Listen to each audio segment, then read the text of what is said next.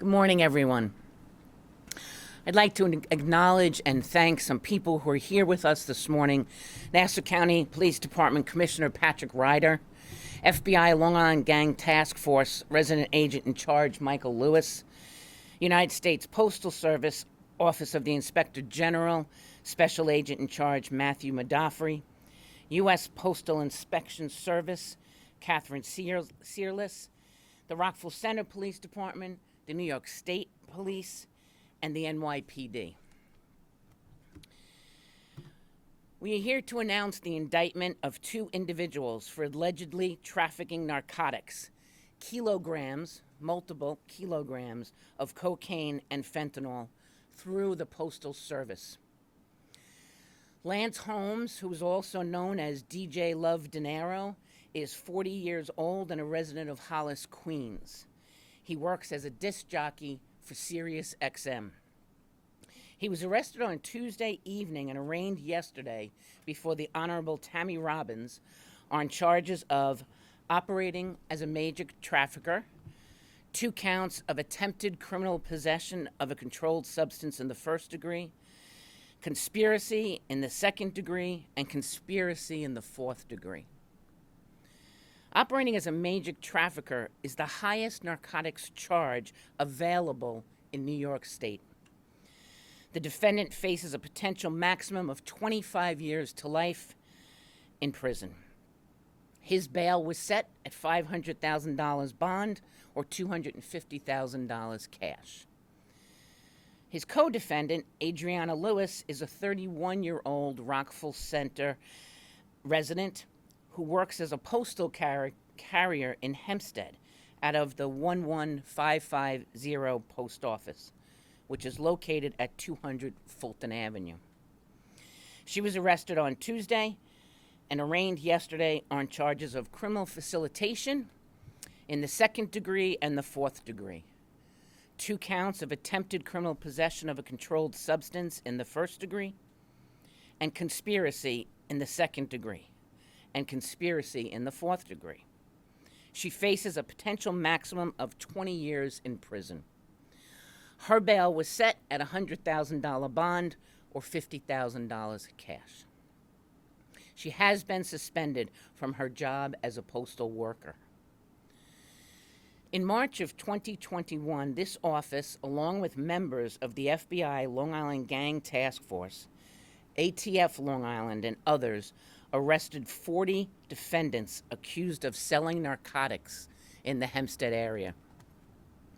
9 of those defendants were charged with operating as major traffickers.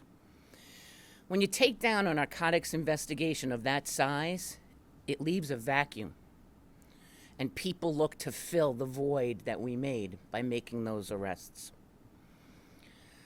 In this case, Holmes is believed to be an associate of one of the defendants previously arrested as a major trafficker. In that investigation last year, as a result of a search warrant, we found numerous torn postal labels and boxes. Our investigators were able to recreate those labels and determine that the drug organization was shipping large amounts of narcotics through the mail to a specific address in Hempstead. We surveilled this property for quite some time and discovered that it was, in fact, a random address. The people at that property were not involved in the drug organization. We then turned our attention to the letter carrier to determine what she was doing with the packages along her route.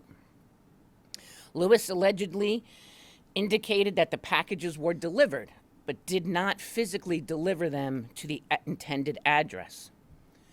We allege that she handed those narcotics packages to Lance Holmes. Holmes and Lewis allegedly call one another cousin, but we do not believe them to be blood relatives. It is alleged that Lewis was paid $500 per package that was delivered to Holmes. In one instance, she's observed bringing a package into an apartment building. Holmes then follows her into that building and leaves a minute later.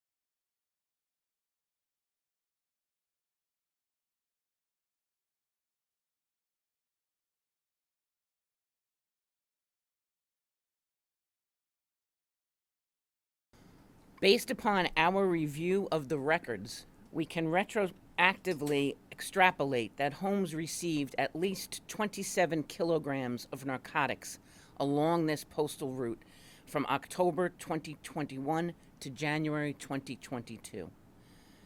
The packages, all approximately 1 or 2 kilograms, were shipped via priority mail in medium flat rate postal boxes and originated from shipping stores in California. The boxes looked like this.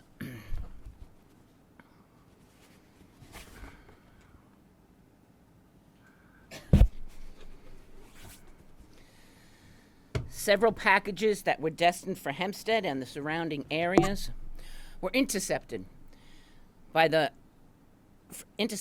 the mail stream, and K-9 units from the Nassau County Police Department and the New York State Police conducted sniff tests with the dogs that returned positive alerts for narcotics.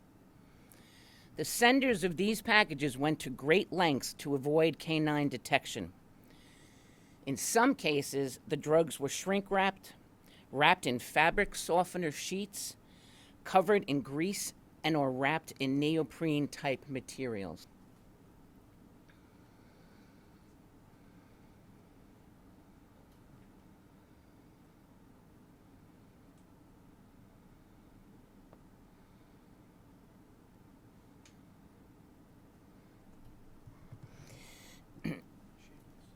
In total, our investigators seized 11 kilograms, 10 kilograms of cocaine, and 1 kilogram of fentanyl connected to the defendant Holmes. 4 of those kilos were seized in Hempstead, 2 in Queens, 1 in Suffolk County, and another 4 in Manhattan.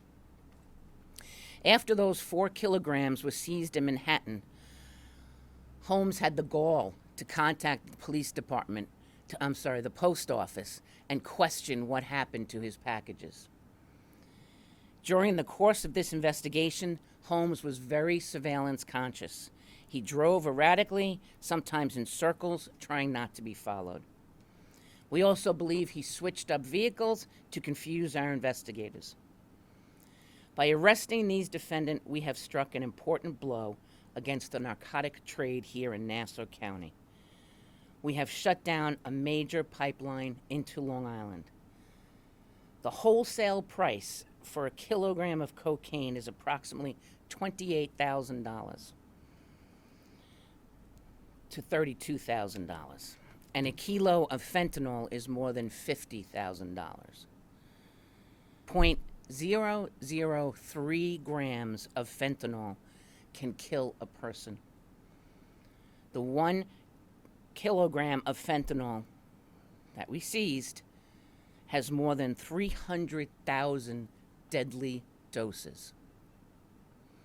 We can say conservatively that we seized more than $350,000 worth of wholesale narcotics, which when broken down to street value is more than $1 million. None of this could have been possible without the excellent partners in law enforcement.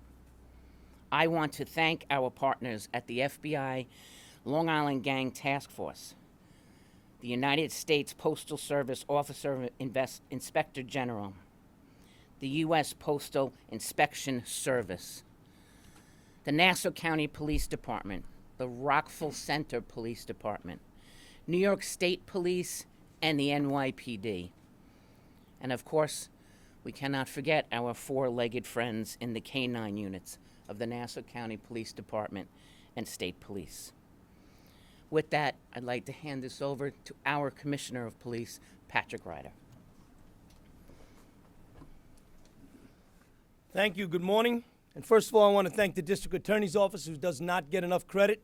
In the short term, she's made an outstanding difference in our communities here in Nassau County. The great teamwork that they have working with the FBI, Postal, New York State Police, our village partners here in Nassau County.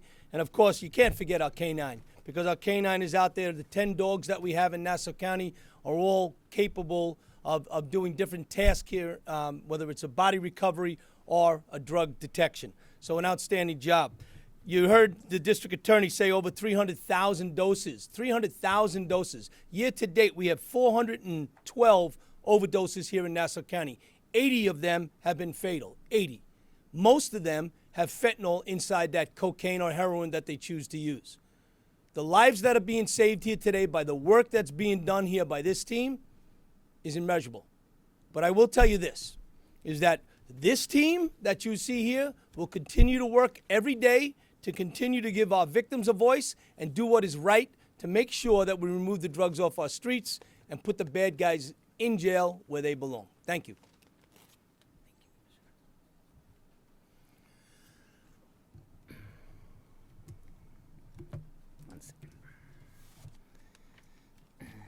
Now I'd like to turn it over to the U.S. Postal Inspectors.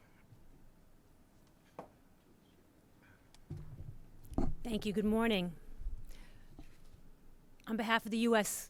Postal Inspection Service, it is shocking when a postal employee, a postal service employee, decides to break the public's trust and participates in a scheme to transport illegal narcotics through the U.S. mails. Thankfully, however, these instances are few and far between. With over 146 billion pieces of mail delivered each year, the U.S. mail still remains one of the most secure means of transmitting packages and personal information. The United States Postal Inspection Service is the oldest federal law enforcement agency in the nation. We maintain an aggressive drug parcel detection program and continually seek the prosecution of mailers, facilitators, and recipients of illegal drugs. The arrest of Lance Holmes, a well-known New York radio DJ, and postal employee Adriana Lewis, and the seizure of kilos of fentanyl and cocaine should really send a message to anyone looking to use the U.S. mail to ship illegal narcotics. No one is above the law. If you conspire to ship illegal narcotics through the U.S. mails, the United States Postal Inspection Service will find you and bring you to justice. I would like to thank the Nassau County DA's office, the Postal Service Office of Inspector General, and the FBI Long Island Gang Task Force for their coordinated efforts and extraordinary job in this case. Together, we will work to decrease the amount of drugs that flow into Nassau County. Thank you.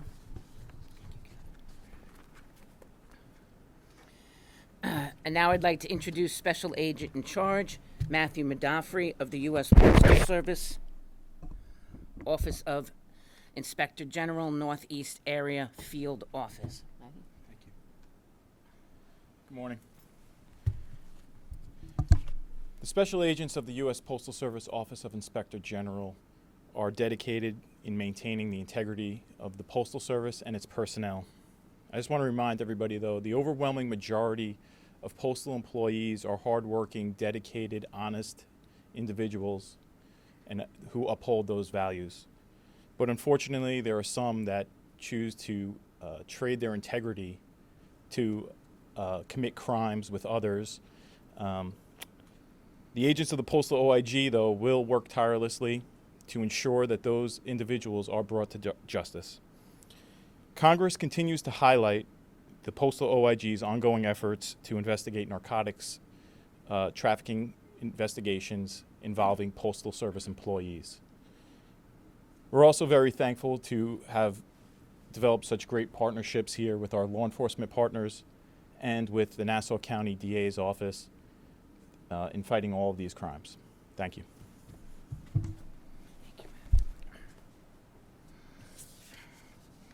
Does anyone have any questions? Kenny, could you explain? I'm a little confused about how the scenario works. He had the packages addressed to him, and then she would deliver them to places in Hempstead, or some of them just came. Explain to me, like, how the packages were addressed and how they rendezvoused. They were addressed to him, but with a random address on it. Addressed to random people. And addressed to random people, not just to him. She would take that package and hold it until she had her meeting place with him, and then hand it to him. as opposed to the random address that was on the front of the package. How did she know it was the package? Was it the tracking number or? Yes, it's based on the type of package and the tracking number that she knew. As most people who receive a package know, it has a scanning device, and when the postal worker scans that, it gives them the tracking number and the information about the package. They were addressed to him, and she would intercept them and help deliver them? They were addressed to other people at random addresses on her route. She would get them as part of her route to deliver them, but instead of delivering them to the address, she would rendezvous with him and give him the packages. So it's all various addresses within her route of coming from 200 Fulton. Yes, And this went on for more than 3 months? yes. And can you just explain what would happen next once Lance got the packages? Then what would he do, and where would they go? Where would the drugs specifically wind up on Long Island? Well, most of them were ending up in Nassau County, Suffolk County, and Queens. And what drug sting was this connected to? Operation? Operation Honeycomb was the original operation. And you have to remember, once they receive these kilograms of pure drugs, they break them down into packaging for sale. Is he actually selling them or giving them to somebody else to sell? I don't know if I missed that. Sorry, Lance. That investigation is still on. This investigation is still ongoing. Okay, so we can't say for sure that he was selling them, but we know he was trafficking them. Yes. And it was Operation Honeycomb that alerted authorities to what was going on with the Postal Service. Well, yes. Operation Honeycomb was the big takedown of the 41 individuals.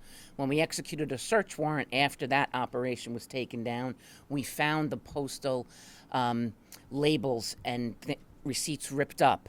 We were able to put them together and realized it was being mailed from California to various addresses. And that's what led us to, when we realized the addresses did not have anything to do with the drug operation, what was the carrier doing with the boxes she was picking up. So she was part of Honeycomb as well?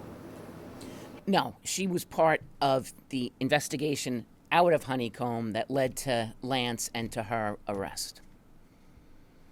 Did either of them post bail yesterday, and how much time is she facing behind bars? She's facing 20 years. As of yesterday, neither one of them had posted bail. Anything else? Where the packages came from? Where were the packages coming from? Different mailing mailboxes in California. Also bogus addresses or like? We're still working on that part of the investigation. We share all of our information with our partners in California and ask them to follow up. Is there any indication she was recruited for this? Or did she, you know, I mean, is it concerning for the U.S. Postal Service? Because obviously she has a lot of power, right? At this point, she can intercept packages, she can, deliver them or not deliver them. Is there anything else? Is there any investigation at this point going on, in the Postal Service? Yes, About we other things? we constantly have ongoing investigations, and I want to echo the special agent in charge comments about most postal workers are conscientious, hardworking men and women. She decided to violate the trust that was put in her and take money for delivering these packages. Do you know how much in total she got? You said 500 per delivery. I can't give you a total at this point. I mean, we know that there were at least 27 packages that were coming into the area. From California through the Postal Service, or was Yes. it brought here and then you? Transported through the Postal Service. Investigators able to backtrack and find out how long this had been going on, or did you jump in right in the middle of this? We came in the middle, but we believe it started in August of 2020 because we were able to retroactively go back and look at the records once we're working on the case. Total amount of drugs that you had given before? Not that we seized. What we seized was during our investigation into it. This was going on at least 2 years before you were aware. Yes. And did she ever screw up and not intercept the package? And did any of them actually wind up at those random houses? Not that we're aware of. Because that's scary. You know, somebody were to, like a kid were to open up a package of fentanyl. Yes. Anything else? Thanks, guys. Thank you.